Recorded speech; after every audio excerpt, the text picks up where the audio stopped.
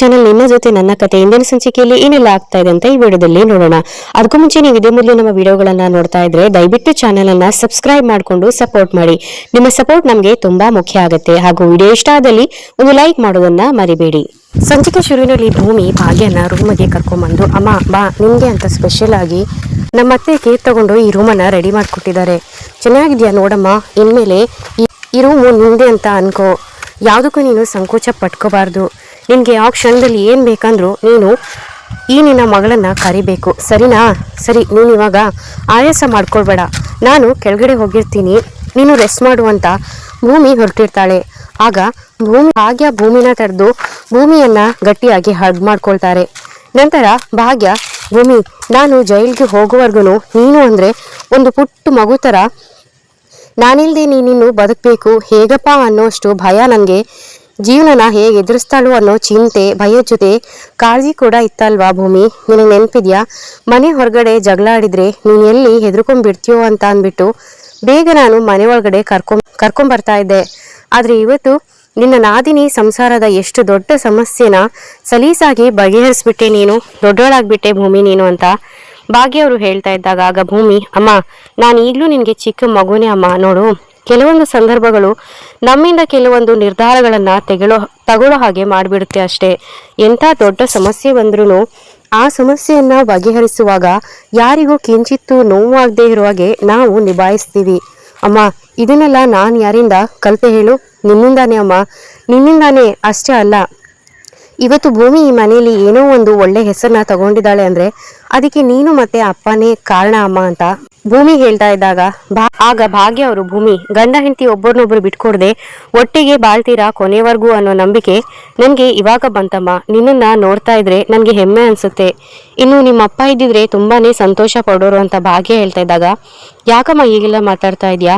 ಅಪ್ಪ ಎಲ್ಲಿ ಹೋಗ್ತಾರೆ? ನಮ್ಮಿಬ್ಬರನ್ನ ಬಿಟ್ಟು ಅಪ್ಪ ಎಲ್ಲೂ ಹೋಗಲ್ಲ, ಹಾಗೆ ನಾನು ಕೂಡ ನಿನ್ನನ್ನು ಬಿಟ್ಟು ಎಲ್ಲೂ ಹೋಗೋದಿಲ್ಲ ಅಮ್ಮ ಅಂತ ಹೇಳಿ ಭೂಮಿ ಕೂಡ ಭಾಗ್ಯರನ್ನ ಗಟ್ಟಿಯಾಗಿ ತಪ್ಕೊಳ್ತಾರೆ. ನಂತರ, ನೋಡು, ನೀನು ಅಳ್ಬೇಡ, ನಾನು ಅಳೋದಿಲ್ಲ. ಇಷ್ಟು ದಿವಸ ಆದ್ಮೇಲೆ ನಿನ್ನ ಮಗಳ ಜೊತೆ ಇರೋದಕ್ಕೆ ಬಂದಿದ್ಯಾ, ನಾನು ನೋಡಿದ್ರೆ ದಡ್ಡಿ ತರ ನಿನ್ನ ಅಳಿಸ್ತಾ ಇದ್ದೀನಿ ಅಂತ ಭೂಮಿ ಹೇಳ್ತಾರೆ. ನಂತರ ಅವರ ತಾಯಿಯನ್ನ ಬೆಡ್ ಮೇಲೆ ಕೂರಿಸಿ ರೆಸ್ಟ್ ಮಾಡೋದಕ್ಕೆ ಅಲ್ಲೇ ಬಿಟ್ಟು ಹೋಗ್ತಾರೆ. ಇದಾದ ನಂತರ ಭೂಮಿ ಅಜಿತ್ ಹತ್ರ ಬಂದ್ಬಿಟ್ಟು, ಸಾಹೇಬ್ರೆ, ಅಮ್ಮ ನಮ್ಮ ಸಂಸಾರದ ಬಗ್ಗೆ ಮಾತಾಡಿದಾಗ ನನಗೆ ನಿಜಕ್ಕೂ ತುಂಬಾನೇ ಬೇಜಾರಾಯ್ತು ಅಂತ ಭೂಮಿ ಹೇಳ್ತಾ ಇದ್ದಾಗ, ಅಮ್ಮ ನಮ್ಮ ಸಂಸಾರದ ಬಗ್ಗೆ ಮಾತಾಡಿದ್ರ ಅಂತ ಅಜಿತ್ ಕೇಳ್ತಾರೆ. ಅದಕ್ಕೆ ಭೂಮಿ, ಅದೇ ಸಾಹೇಬ್ರೆ, ನಾನು ಅಪ್ಪು ಅವ್ರ ಸಂಸಾರಕ್ಕೆ ಕಾಳಜಿಯನ್ನು ತೋರಿಸಿದ್ದನ್ನ ಅಮ್ಮ ನೋಡಿ ಅವರ ಸಂಸಾರಕ್ಕೆ ನೀನು ಇಷ್ಟೊಂದು ಕಾಳಜಿ ತೋರಿಸ್ತಾ ಇದೆಯಾ, ನೀನು ನಿನ್ನ ಗಂಡ ನಿಮ್ಮ ಸಂಸಾರದ ಮೇಲೆ ಅದೆಷ್ಟು ಕಾಳಜಿ ಇರ್ಬೋದಲ್ವಾ ಅಂತ ಅವರು ತುಂಬಾನೇ ನಂಬಿಕೆ ಇಟ್ಕೊಂಡಿದ್ದಾಳೆ. ಅಮ್ಮ ಈ ರೀತಿ ಎಲ್ಲ ಮಾತಾಡ್ದಾಗೆಲ್ಲ ನನಗೆ ಅಳುನೇ ಬಂದ್ಬಿಡ್ತು ಸಾಹೇಬ್ರೆ ಅಂತ ಭೂಮಿ ಹೇಳ್ತಾ ಇದ್ದಾಗ, ಅಲ್ಲ, ಇದರಲ್ಲಿ ಅಳು ಬರೋ ಅಂಥದ್ದು ಏನಿದೆ?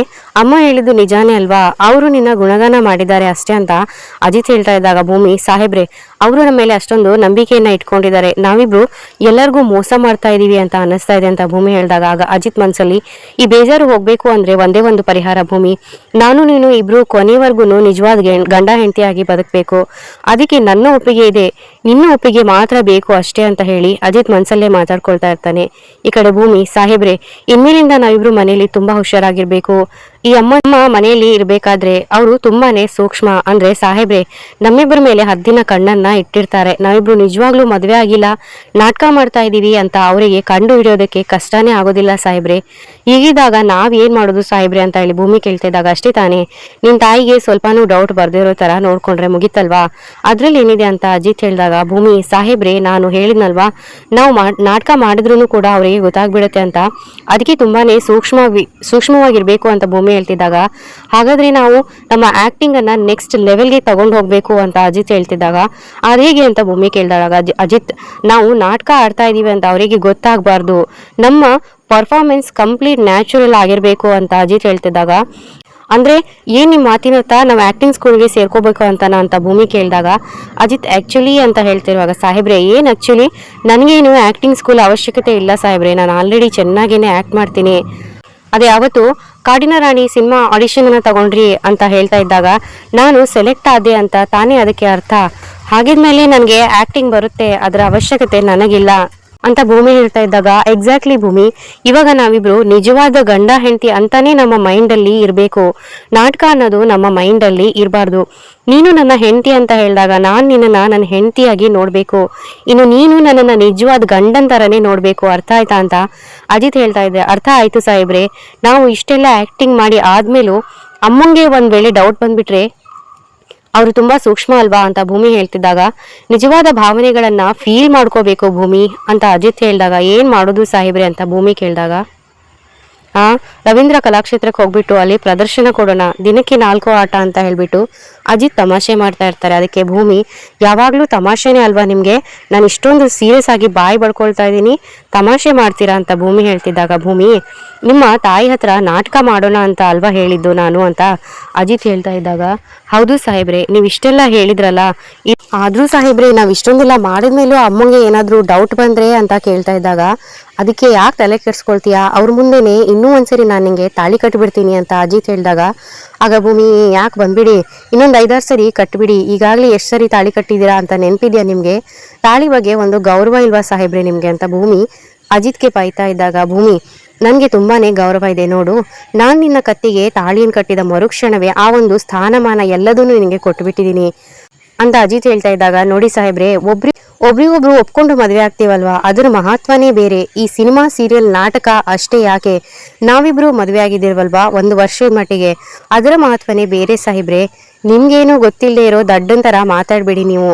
ಭೂಮಿ, ನೀನು ನನ್ನನ್ನು ಹುಚ್ಚ ರಘುವೀರ್ ಮಾಡ್ತಾ ಇದೆಯಾ, ತಾಳಿ ಅಂತ ಅಂದರೆ ಅದು ಸಿನಿಮಾ ನಾಟಕ ಧಾರಾವಾಹಿಯಲ್ಲಿ ಕಟ್ತಾರಲ್ಲ ಆ ಥರ ಹೇಳ್ತಾ ಇದೆಯಾ. ಅವತ್ತು ನಿಮ್ಮ ತಾಯಿಯನ್ನು ನಾವು ಜೈಲಿಗೆ ಹೋಗಿ ನೋಡಬೇಕು ಅಂದಾಗ ಆ ತಾಳಿ ಏನಾದರೂ ಅವ್ರು ನೋಡಿದರೆ ನಮ್ಮ ಬಗ್ಗೆ ಅವರಿಗೆ ಗೊತ್ತಾಗುತ್ತೆ ಅಂತ ನಾನೇ ಹೇಳಿ ತಾಳಿ ತೆಗ್ದಾಕು ಭೂಮಿ, ನಮ್ಮದು ಅಗ್ರಿಮೆಂಟ್ ಮ್ಯಾರೇಜ್ ಅಲ್ವಾ, ತೆಗ್ದಾಕಿದ್ರೆ ಏನು ಅಂತ ನಾನು ಕೇಳಿದಾಗ ನೀನೇನಂತ ಹೇಳಿದೆ, ತಾಳಿಯನ್ನು ತೆಗ್ದಾಕು ಅಂತ ಹೇಳಿದ ತಕ್ಷಣ ಇಷ್ಟುದಕ್ಕೆ ಲೆಕ್ಚರನ್ನು ಕೊಟ್ಟೆ ನೀನು, ಇವಾಗ ನೋಡಿದ್ರೆ ಇನ್ನೊಂಥರ ಮಾತಾಡ್ತಾ ಇದೆಯಾ ಅಂತ ಅಜಿತ್ ಹೇಳ್ತಾ ಇದ್ದಾಗ, ಭೂಮಿ ಸಾಹೇಬ್ರಿ ಅಂತ ಹೇಳಿ ಕರೆದಾಗ, ಕೇಳಿಸ್ತಾ ಇದೆ ಹೇಳು, ಹುಚ್ಚ ರಘುವೀರ್ ಥರ ಆಡಿದರೆ ನನಗೆ ಇಷ್ಟೊಂದು ಭಯ ಆಗುತ್ತೆ ಗೊತ್ತಾ, ನಾನು ಏನೂ ಹೇಳೋದು ಇಲ್ಲ ನಿಮ್ಮ ಹತ್ರ ಅಂತ ಭೂಮಿ ಹೇಳ್ತಾ ಇದ್ದಾಗ, ನಂತರ ಆ ಭೂಮಿ ಮತ್ತು ಅಜಿತ್ ಇಬ್ಬರು ಹೀಗೇನೆ ಮಾತಾಡ್ತಾ ಇರ್ತಾರೆ. ನಂತರ ಶಾರದಮ್ಮ ಹುಷಾರಾಗೋವರೆಗೂ ಇಲ್ಲೇ ಇರ್ತಾರೆ. ಅವ್ರನ್ನ ನಾವು ತುಂಬಾ ಚೆನ್ನಾಗಿ ನೋಡ್ಕೋಬೇಕು ಸಾಹೇಬ್ರೆ, ಅವ್ರು ಇಲ್ಲೇ ಇದ್ರೆ ಶಾರದಮ್ಮನ ಮತ್ತು ಮನಸ್ವಿನ ಹುಡ್ಕೋದಕ್ಕೂ ನಮಗೂ ಸ್ವಲ್ಪ ಸುಲಭ ಆಗುತ್ತಲ್ವಾ ಅಂತ ಭೂಮಿ ಹೇಳ್ತಾ ಇದ್ದಾಗ, ಹೌದು, ಅವ್ರನ್ನ ಈಗಾಗಲೇ ಹುಡುಕ್ತಾ ಇದ್ದೀವಿ, ಆದಷ್ಟು ಬೇಗ ಅವ್ರು ನಮಗೆ ಸಿಗ್ತಾರೆ ಅಂತ ಅಜಿತ್ ಹೇಳ್ತಾರೆ. ನಂತರ ಭೂಮಿ, ಸಾಹೇಬ್ರೆ ನಾನು ಇನ್ನೊಂದು ಮಾತು ಕೇಳಲ್ಲ, ನಿಮ್ಗೆ ಆ ಕಾಡಿನ ರಾಣಿ ಪಿಕ್ಚರು ಎಲ್ಲಿವರೆಗೂ ಬಂತು ಅಂತ ಕೇಳ್ತಿದ್ದಾಗ, ಇನ್ನೇನು ಗತಾಂತದಲ್ಲಿದೆ, ಸದ್ಯದಲ್ಲೇ ನಾನು ಹೇಳ್ತೀನಿ ಅಂತ ಅಜಿತ್ ಹೇಳ್ಬಿಟ್ಟು ರೂಮಿಂದ ಹೊರಟೋಗ್ತಾರೆ. ಈ ಕಡೆ ಅಜಿತ್ ಹೋದ್ಮೇಲೆ ಭೂಮಿ, ಅಲ್ಲ ಪಾಪ ಸಾಹೇಬ್ರಿಗೆ ಎಷ್ಟೊಂದೆಲ್ಲ ಟೆನ್ಷನ್ ಇದೆ, ಒಂದ್ ಕಡೆ ಶಾರದಮ್ಮನ್ನ ಹುಡುಕ್ಬೇಕು, ಇನ್ನೊಂದ್ ಕಡೆ ಭಾಗ್ಯಮ್ಮನ್ನ ಜೈಲಿಂದ ಬಿಡಿಸ್ಬೇಕು, ಮನಸ್ವಿನಿಯವ್ರನ್ನು ಹುಡುಕ್ಬೇಕು, ಅದು ಸಾಲದು ಅಂತ ಮತ್ತೆ ಅದ್ರ ಮಧ್ಯದಲ್ಲಿ ಈ ಕಾಡಿನ ರಾಣಿ ಪಿಕ್ಚರ್ ಟೆನ್ಷನ್ ಬೇರೆಯವರಿಗೆ, ಪಾಪ ನಮ್ಮ ಸಾಹೇಬ್ರು ಎಲ್ಲೋ ಹೋಗ್ಬಿಟ್ರು ಅವರು ಅಂತ ಭೂಮಿ ಅಜಿತ್ ಬಗ್ಗೆನೇ ಯೋಚನೆ ಮಾಡ್ಕೊಂಡು ಕೂತಿರ್ತಾಳೆ. ಇನ್ನೊಂದು ಕಡೆ ಮನೆಯವರು ಎಲ್ಲರೂ ಕೂಡ ಒಂದೇ ಕಡೆ ಸೇರಿರ್ತಾರೆ. ಆಗ ಶ್ರವಣ್ ಮನೆಗೆ ಬಂದಾಗ ಸಂಗೀತ, ಶ್ರವಣ್ ಶಾರದಾ ಬಗ್ಗೆ ಏನಾದರೂ ಇನ್ಫಾರ್ಮೇಶನ್ ಸಿಗ್ತಾ ಅಂತ ಕೇಳ್ತಾರೆ. ಇಲ್ಲ ಅಕ್ಕ ಅಂತ ಶ್ರವಣ್ ಬೇಜಾರಲ್ಲಿ ಹೇಳ್ತಾರೆ. ಆಗ ದೇವ್ಯಾನಿ, ಸಿಗ್ಲಿಲ್ವಾ ಭಾವ, ಮತ್ತೆ ಎಲ್ಲಿಗೆ ಹೋಗಿದ್ದಾರೆ ಅವರು ಅಂತ ಕೇಳಿದಾಗ, ತುಂಬಾನೇ ಹುಡುಕ್ದೆ ಬಟ್ ಎಲ್ಲೂ ಕೂಡ ಸಿಗ್ಲಿಲ್ಲ ಅಂತ ಶ್ರವಣ್ ಹೇಳ್ತಾರೆ. ನಾನು ಕೂಡ ಬೇರೆ ಬೇರೆ ಕಡೆ ಹುಡುಕ್ಸ್ತಾ ಇದ್ದೀನಿ ಮಾವ, ಜಾಸ್ತಿ ಯೋಚನೆ ಮಾಡಬೇಡಿ. ಶಾರದಾ ಅತ್ತೆ ದೇವಸ್ಥಾನದಲ್ಲಿ ಜಾಸ್ತಿ ಹೊತ್ತು ಇರ್ತಾ ಇದ್ರು ಅಲ್ವಾ, ಸಿಟಿಯಲ್ಲಿ ಇರುವಂತ ಎಲ್ಲಾ ದೇವಸ್ಥಾನದಲ್ಲೂ ಹುಡುಕಿ ಆಯ್ತು, ಆದ್ರೆ ನಾವು ಊರಾಚೆ ಇರೋ ದೇವಸ್ಥಾನದಲ್ಲಿ ಅವರು ಇರುವಂತ ಚಾನ್ಸ್ ಇದೆ. ಆದಷ್ಟು ಬೇಗ ಅಲ್ಲೂ ಕೂಡ ಶಾರದಾ ಮತ್ತೆ ಮನಸ್ವಿನಿಯ ಫೋಟೋನ ಹಾಕ್ಸೋದಕ್ಕೆ ಅರೇಂಜ್ ಮಾಡಿಸ್ತೀನಿ. ಡೋಂಟ್ ವರಿ ಮಾವ, ಅತ್ತೆ ಬಗ್ಗೆ ಇಷ್ಟೊಂದು ಲೀಡ್ಗಳು ಸಿಗ್ತಾ ಇದೆ, ಅತ್ತೆ ಸಿಗ್ತಾರೆ ಅಂತ ಹೇಳ್ಬಿಟ್ಟು ಅಜಿತ್ ಹೇಳ್ತಾ ಇದ್ದಾಗ, ಅಜಿತ್ ಹೇಳೋದನ್ನ ನೋಡ್ತಾ ಇದ್ರೆ ನನಗೂ ಕೂಡ ನಂಬಿಕೆ ಜಾಸ್ತಿ ಆಗ್ತಾ ಇದೆ. ಶ್ರವಣ್ ಯೋಚನೆ ಮಾಡ್ಬೇಡ, ಆದಷ್ಟು ಬೇಗ ನಮ್ಮ ಶಾರದಾ ಸಿಗ್ತಾಳೆ ಅಂತ ಸಂಗೀತ ಹೇಳ್ತಾರೆ. ಈ ಕಡೆ ಭೂಮಿ, ದೊಡ್ಡ ಸಾಹೇಬ್ರೆ ಬೇಜಾರಾಗ್ಬೇಡಿ, ನಮ್ಮ ಪುಣ್ಯಕ್ಕೆ ಶಾರದಮ್ಮ ಕಿಡ್ನಾಪರ್ಸ್ ಇಂದ ತಪ್ಪಿಸ್ಕೊಂಡಿದಾರಲ್ವಾ, ಅದೇ ಸ್ವಲ್ಪ ಸಮಾಧಾನ, ಅವರು ಸಿಗ್ತಾರೆ ಅಂತ ಭೂಮಿ ಹೇಳ್ತಿದ್ದಾಗ, ಅವಳು ಇದೇ ಊರಲ್ಲಿ ಇದ್ದಾಳೆ ಅಂತ ಅಂದಮೇಲೆ ಮತ್ತೆ ಇಲ್ಲಿಗೆ ಬಂದೇ ಬರ್ತಾಳೆ, ಅಕಸ್ಮಾತ್ ಅವಳು ಸಿಕ್ಕಿದ್ರೆ ಹೇಗಾದ್ರೂ ಮಾಡಿ ಮನೆಗೆ ಕರ್ಕೊಂಬಂದ್ಬಿಡೋಣ ಅಂತ ಸಂಗೀತ ಅವರು ಹೇಳ್ತಾರೆ. ಆಗ ಅಜ್ಜಿ, ನಿಜ, ಆದ್ರೆ ಹುಡ್ಕೋ ಪ್ರಯತ್ನವನ್ನ ಮಾಡ್ತಾನೆ ಇರೋಣ, ಇಷ್ಟು ದಿನ ನಮ್ಮ ಶಾರದಾ ಕಣ್ಮುಂದೆ ಇದ್ರೂ ಅವಳೇ ಅಂತ ಕಂಡುಹಿಡಿಯೋದಕ್ಕೆ ಆಗ್ತಾ ಇರ್ಲಿಲ್ಲ, ಆದ್ರೆ ಈ ಸರ್ತಿ ಯಾವುದೇ ಕಾರಣಕ್ಕೂ ಹಾಗಾಗ್ಬಾರ್ದು ಅಂತ ಅಜಿತ್ ಹೇಳ್ತಾ ಇದ್ದಾಗ, ದೇವ್ರು ಎಷ್ಟು ಸರಿ ಅಂತ ಪರೀಕ್ಷೆ ಮಾಡ್ತಾನೆ, ಈ ವಿಚಾರದಲ್ಲಿ ಆ ದೇವ್ರು ಸೋಲ್ತಾನೆ, ನಾವೇ ಸರಿ ಟೈಮ್ ಆಯ್ತು, ಎಲ್ರು ಹೀಗೆ ಮಾತಾಡ್ಕೊಂಡಿರ್ತೀರಾ ಅಥವಾ ಊಟ ಮಾಡ್ತೀರಾ ಅಂತ ಭೂಮಿ ಇವತ್ತು ಡೈನಿಂಗ್ ಟೇಬಲ್ ಮೇಲೆ ಕೂತ್ಕೊಂಡು ಊಟ ಮಾಡೋದು ಬೇಡ, ಎಲ್ರೂ ಇಲ್ಲೇ ಒಟ್ಟಿ ಕೂತ್ಕೊಂಡು ಊಟ ಮಾಡೋಣ, ಸರಿನಾ? ಬೇಗ ರೆಡಿ ಮಾಡೋಣ ನಡಿ ಅಂತ ಹೇಳ್ಬಿಟ್ಟು ಸಂಗೀತ ಮತ್ತು ಭೂಮಿ ಊಟ ತರಕೊಂತ ಹೋಗ್ತಾರೆ. ಹಾಗೇನೆ ಎಲ್ಲ ಊಟನೂ ಅಲ್ಲಿಗೆ ತಗೊಂಬಂದಾಗ ಭೂಮಿ, ಸಂಗೀತ ಮತ್ತು ಪಲ್ಲವಿ ಎಲ್ಲರೂ ಸೇರ್ಕೊಂಡು ಊಟವನ್ನ ಬಡಿಸ್ತಾ ಇರ್ತಾರೆ. ಆಗ ದೇವ್ಯಾನಿ, ನೀವು ಕೂಡ ಊಟಕ್ಕೆ ಕೂತ್ಕೊಳ್ಳಿ, ಎಲ್ಲರೂ ಒಟ್ಟಿಗೆ ಊಟ ಮಾಡೋಣ ಅಂತ ದೇವ್ಯಾನಿ ಹೇಳಿದಾಗ, ಇಲ್ಲ ಇಲ್ಲ, ನಿಮ್ದು ಊಟ ಆಗ್ಲಿ, ನಿಮ್ಗೆ ಬಡಿಸೋರು ಬೇಕಲ್ವಾ, ಆಮೇಲೆ ನಾವು ಊಟ ಮಾಡ್ತೀನಿ ಅಂತ ಸಂಗೀತ ಹೇಳ್ತಾರೆ. ಆಗ ದೇವ್ಯಾನಿ ಸರಿ ಅಂತ ಹೇಳ್ಬಿಟ್ಟು ನಚ್ಚಿ ಹತ್ರ ಹೋಗಿ ಕೂತ್ಕೊಳ್ಳೋದಕ್ಕೆ ಅಂಜುಗೆ ಸಿಗ್ನಲ್ ಮಾಡ್ತಾರೆ. ಆಗ ಅಂಜು ಹೋಗ್ಬಿಟ್ಟು ನಚ್ಚಿ ಹತ್ರ ಕೂತ್ಕೊಂಡಾಗ ನಚ್ಚಿ ಎದ್ದೇಳೋಕೆ ನೋಡ್ತಾ ಇರ್ತಾನೆ. ಆಗ ಭೂಮಿ, ಮೈದು ಯಾಕೆ ಎದ್ದೇಳ್ತಾ ಇದ್ಯಾ, ಕೂತ್ಕೋ, ನೀವಿಬ್ರು ಒಟ್ಟಿಗೆ ಕೂತ್ಕೊಂಡು ಊಟ ಮಾಡಿದ್ರೆ ಏನು ತಪ್ಪಿಲ್ಲ ಅಲ್ವಾ ಅತ್ತೆ ಅಂತ ಭೂಮಿ ಹೇಳಿದಾಗ ಹ್ಞೂ ಅಂತ ಹೇಳ್ಬಿಟ್ಟು ಸಂಗೀತ ಹೇಳ್ತಾರೆ. ನಂತರ ಅಜ್ಜಿ, ನಚ್ಚಿ ನೀನು ಇನ್ಮೇಲೆ ಅಂಜು ಬಗ್ಗೆ ಯೋಚನೆ ಮಾಡಬೇಕು, ಅಂಜು ನೀನ್ ಕೂಡ ನಚ್ಚಿ ಬಗ್ಗೆ ಯೋಚನೆ ಮಾಡಬೇಕು ಅಷ್ಟೇ, ಅರ್ಥ ಆಯ್ತಾ ಅಂತ ಹೇಳ್ಬಿಟ್ಟು ಅಜ್ಜಿ ಕೇಳ್ತಿದ್ದಾಗ, ಹಾ ಅಜ್ಜಿ ಅರ್ಥ ಆಯ್ತು, ಇನ್ಮೇಲೆ ನನ್ನ ಬಗ್ಗೆ ಅಷ್ಟೇ ಅಲ್ಲ ಗಂಡ ಆಗೋರ್ ಬಗ್ಗೆನೂ ಕೂಡ ಯೋಚನೆ ಮಾಡಬೇಕು ಅಂತ ಅರ್ಥ ಆಯ್ತು ಅಂತ ಹೇಳ್ಬಿಟ್ಟು ನಚ್ಚಿನ ನೋಡ್ಕೊಂಡು ಅಂಜು ಹೇಳ್ತಾಳೆ. ಈ ಕಡೆ ಸಂಗೀತ, ಇಷ್ಟು ಗೊತ್ತಿದ್ರೆ ಸಾಕು, ನನ್ನ ಮಗನ ಅಂಜು ಚೆನ್ನಾಗಿ ನೋಡ್ಕೊಳ್ತಾಳೆ ಅಂತ ಆಯ್ತು ಅಂತ ಹೇಳಿದಾಗ, ಮುದ್ದಾದ ಜೋಡಿ, ದೇವ್ರು ನಿಮ್ಮನ್ನ ಚೆನ್ನಾಗಿಟ್ಟಿರ್ಲಿ ಅಂತ ಭಾಗ್ಯ ಹೇಳ್ತಾ ಇರ್ತಾರೆ. ಅರೆ ಭಾಗ್ಯಮ್ಮ ಅವರೇ, ಸರಿಯಾಗಿ ಊಟ ಮಾಡ್ತಾ ಇಲ್ವಲ್ಲ ನೀವು, ಯಾಕೆ ಜೈಲೂಟ ಮಾಡಿ ನಿಮ್ಗೆ ಮನೆ ಊಟ ಮಾಡೋದಕ್ಕೆ ಕಷ್ಟ ಆಗ್ತಾ ಇದೆಯಾ ಅಂತ ಚುಚ್ಚು ಮಾತಾಡ್ತಾ ಇರ್ತಾಳೆ ದೇವ್ಯಾನಿ. ಮನೆ ಊಟನ ತಿನ್ನೋದಕ್ಕೆ ಯಾಕೆ ಕಷ್ಟ ಆಗುತ್ತೆ, ಹಸು ಎಷ್ಟಿರುತ್ತೋ ಅಷ್ಟು ಊಟ ಮಾಡೋದಕ್ಕಾಗೋದು ಅಂತ ಭಾಗ್ಯ ಹೇಳಿದಾಗ, ಆಗ ಅಜ್ಜಿ, ದುಡ್ದಷ್ಟೇ ಸಂಬಳ ಸಿಗೋದು, ಹಸುವಿದ್ದಷ್ಟೇ ಊಟ ಮಾಡಬೇಕು, ಎರಡು ಜಾಸ್ತಿ ಆದ್ರೆ ಮನುಷ್ಯಂಗೆನೆ ಒಳ್ಳೇದಲ್ಲ ಅಂತ ಹೇಳ್ಬಿಟ್ಟು ಅಜ್ಜಿ ಹೇಳ್ತಾರೆ. ನಂತರ ಸಂಗೀತ, ಅಜಿತ್ ನೀನ್ ಯಾಕೋ ಒಂದು ತುತ್ತು ಕೂಡ ಊಟ ಮಾಡ್ತಾ ಇಲ್ಲ, ಯಾಕೆ ಏನಾಯ್ತು ಅಂತ ಕೇಳಿದಾಗ ಭೂಮಿ ಹೋಗ್ಬಿಟ್ಟು ಅಜಿತ್ ಪಕ್ಕದಲ್ಲಿ ಕೂತ್ಕೊಂಡು ಬಾಯಿ ತೆಗ್ದಾಗ ಅಜಿತ್ ಭೂಮಿಗೆ ತಿನ್ನಿಸ್ತಾನೆ. ಆಗ ಸಂಗೀತ, ಅರ್ಥ ಆಯ್ತು, ಈಗ್ಲಾದ್ರೂ ಊಟ ಮಾಡ್ಬೋದಲ್ವಾ ಅಂತ ಅಜಿತ್ ಹೇಳಿದಾಗ ಅಜಿತ್ ಊಟನ ಶುರು ಮಾಡ್ತಾರೆ. ಇದಾದ್ಮೇಲೆ ಭಾಗ್ಯ ಮತ್ತು ಭೂಮಿ ಮಾತಾಡ್ತಾ ಕೂತಿದ್ದಾಗ ಅಲ್ಲಿಗೆ ನಚ್ಚಿ ಬಂದು, ಅಮ್ಮ ಹೇಗಿದ್ದೀರಾ, ಸುತ್ತು ಕಡಿಮೆ ಆಯ್ತಾ, ಟ್ಯಾಬ್ಲೆಟ್ ಎಲ್ಲ ತುಂಬಾನೇ ಚೆನ್ನಾಗಿ ವರ್ಕ್ ಆಗ್ತಾ ಇದೆ ಅಂತ ಆಯ್ತು, ನೀವು ಹೀಗೇನೆ ಟೈಮ್ಗೆ ಚೆನ್ನಾಗಿ ಊಟ ಮಾಡಿ ರೆಸ್ಟ್ ಮಾಡ್ತಾ ಇರಬೇಕು, ತಗೊಳ್ಳಿ ಮಾತ್ರೆನ ಅಮ್ಮ, ಯಾವುದೇ ಕಾರಣಕ್ಕೂ ಮಾತ್ರೆಗಳನ್ನ ಬಿಡಬಾರ್ದು ಅಂತ ನಚ್ಚಿ ಹೇಳ್ತಾನೆ. ನಂತರ ಭೂಮಿ, ಅಮ್ಮ ಆದಷ್ಟು ಬೇಗ ನನ್ನ ಮೈದು ನಿನ್ನನ್ನು ಹುಷಾರ್ ಮಾಡ್ತಾನೆ ಅಂತ ಭೂಮಿ ಹೇಳ್ತಾ ಇದ್ದಾಗ, ಆಗ ಭಾಗ್ಯ, ಮಗನಿಗೋಸ್ಕರ ನೀವು ಮಾಡಿರೋ ತ್ಯಾಗ ಗೊತ್ತಾಯ್ತು, ಗುಣದಲ್ಲಿ ನೀವು ಮತ್ತೆ ಭೂಮಿ ಇಬ್ರು ಒಂದೇ ಅಂತ ಭಾಗ್ಯ ಹೇಳ್ತಿದ್ದಾಗ, ಆಗ ನಚ್ಚಿ, ಅದಕ್ಕೆ ನನಗೂ ಮತ್ತೆ ಅತ್ತಿಗೂ ಅಷ್ಟೊಂದು ಹೊಂದಾಣಿಕೆ ಆಗೋದಿಲ್ಲ ಅಲ್ವಾ ಅತ್ತಿಗೆ ಅಂತ ಹೇಳ್ಬಿಟ್ಟು ನಚ್ಚಿ ಹೇಳಿದಾಗ, ಅಮ್ಮ ನಾನಿನ್ ಹೊರಡ್ತೀನಿ, ನೀವು ರೆಸ್ಟ್ ಮಾಡಿ ಓಕೆನಾ ಅಂತ ಹೇಳಿ ನಚ್ಚಿ ಅಲ್ಲಿಂದ ಹೋಗ್ತಾನೆ. ಆಗ ಭೂಮಿ, ಅಮ್ಮ ನೀನು ರೆಸ್ಟ್ ಮಾಡು, ನಾನು ನಿನ್ನ ಕಾಲನ್ನ ಒತ್ತುತ್ತೀನಿ ಅಂತ ಹೇಳ್ಬಿಟ್ಟು ಭಾಗ್ಯ ಕಾಲನ್ನ ಒತ್ತಾ ಇರ್ತಾರೆ.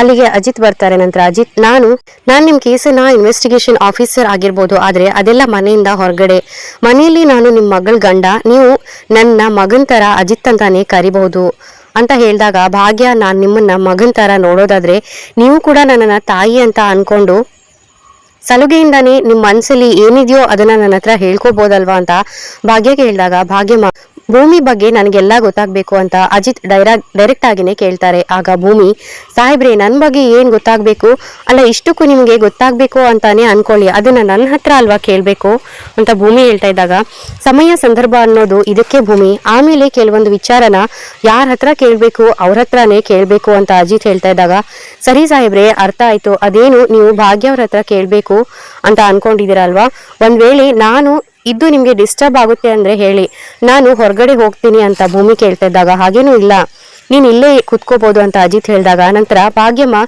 ನಿಮ್ಗೆ ಭೂಮಿ ಯಾವ ಊರಲ್ಲಿ ಸಿಕ್ಕಿದ್ದು ಅಂತ ಏನಾದ್ರೂ ನೆನಪಿದ್ಯಾ ಅಂತ ಅಜಿತ್ ಕೇಳಿದಾಗ, ಅವರು ಹೇಳಿದ್ರೇನೋ ಆದ್ರೆ ನನಗೆ ಸರಿಯಾಗಿ ನೆನಪಿಲ್ಲ, ನಾವು ಬಿಜಾಪುರದಲ್ಲಿದ್ದಾಗ ಅವರು ಒಂದ್ ಮನೇಲಿ ಡ್ರೈವರ್ ಆಗಿ ಕೆಲಸ ಮಾಡ್ತಾ ಇದ್ರು, ಅವ್ರು ಎಲ್ಲಿಗೆ ಹೋಗ್ಬೇಕು ಅಂದ್ರು ಇವರನ್ನೇ ಕರ್ಕೊಂಡು ಹೋಗ್ತಾ ಇದ್ರು, ಹಾಗೇನೆ ಒಂದಿನ ಭೂಮಿಯನ್ನ ಮನೆ ಕರ್ಕೊಂಡು ಬಂದ್ರು ಅಂತ ಭಾಗ್ಯ ಹೇಳಿದಾಗ, ವೀರಣ್ಣ ಅವರು ಡ್ರೈವಿಂಗ್ ಕೆಲಸ ಮಾಡ್ತಿದ್ರು ಅಂತ ಹೇಳಿದ್ರಲ್ವಾ, ಮನೆ ಅಡ್ರೆಸ್ ಏನಾದ್ರು ಗೊತ್ತಾ ನಿಮ್ಗೆ ಅಂತ ಹೇಳ್ಬಿಟ್ಟು ಅಜಿತ್ ಹೇಳಿದಾಗ, ಭಾಗ್ಯಮ್ಮ ಗೊತ್ತು ಅಂತ ಹೇಳಿದಾಗ, ಓ ಸೂಪರ್ ಅಂತ ಹೇಳ್ಬಿಟ್ಟು ಅದ್ರ ಬಗ್ಗೆ ಎಲ್ಲಾ ಡೀಟೇಲ್ಸ್ ಅನ್ನ ಭಾಗ್ಯ ಅವ್ರ ಹತ್ರ ಕಲೆಕ್ಟ್ ಮಾಡ್ಕೊಳ್ತಾನೆ ಅಜಿತ್.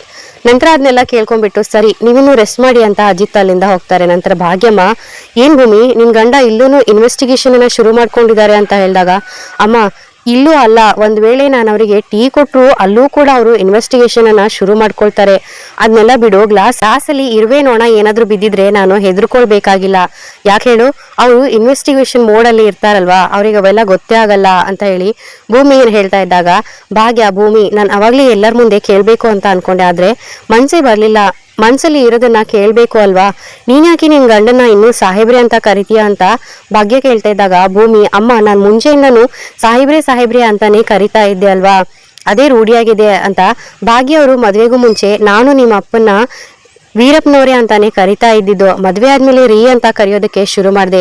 ನೀನು ನಿನ್ ಗಂಡನ ರೀ ಅಂತಾನೆ ಅಥವಾ ಏನಂದ್ರೆ ಅಂತನಾದ್ರೂ ಕರಿಬೇಕು ತಾನೆ, ಆಗ ಮನೆಯಲ್ಲಿರೋ ಹಿರಿಯರಿಗೂ ಖುಷಿ ಆಗುತ್ತೆ, ನಿನ್ ಗಂಡಂಗೂ ಇಷ್ಟ ಆಗುತ್ತೆ, ಕರಿತೀಯೋ ಇಲ್ವೋ ಅಂತ ಹೇಳ್ಬಿಟ್ಟು ಭಾಗ್ಯ ಕೇಳಿದಾಗ ಗಂಡನ ರೀ ಅಂತ ಕರೆದ್ರೇನೆ ಚಂದ, ಆಗ ನಿನ್ ಗಂಡನ ಮುಖದಲ್ಲಿ ಅದೆಷ್ಟು ಖುಷಿ ಇರುತ್ತೆ, ನೀನೇ ನೋಡು ಅಂತ ಭಾಗ್ಯ ಅವ್ರು ಹೇಳ್ತಾ ಇದ್ದಾಗ, ಅಮ್ಮ ನೀನ್ ಹೇಳ್ತಾ ಇರೋದೇನೋ ಸರಿ, ಆದ್ರೆ ಇವಾಗೆಲ್ಲ ಗಂಡಂದ್ರನ್ನ ಅವ್ರ ಹೆಸರು ಹಿಡ್ದೆ ಕರೀತಾರೆ, ಅವ್ರ ಮುಂದೆ ನಾನು ಗಂಡನ ಸಾಹೇಬ್ರೆ ಅಂತ ಕರೆಯೋದೇ ಪರವಾಗಿಲ್ಲ ಅಲ್ವಾ ಅಮ್ಮ ಅಂತ ಭೂಮಿ ಹೇಳ್ತಾ ಇದ್ದಾಗ, ಅದು ನಮ್ಮ ಸಂಸ್ಕೃತಿ ಅಲ್ಲಮ್ಮ, ಪ್ರೀತಿಯಿಂದ ರೀ ಅಥವಾ ಏನಂದ್ರೆ ಯಜಮಾನ್ರೆ ಅಂತ ಕರಿಬೇಕು ಅಂತ ಭಾಗ್ಯ ಅವರು ಭೂಮಿಗೆ ಹೇಳ್ತಿರ್ತಾರೆ.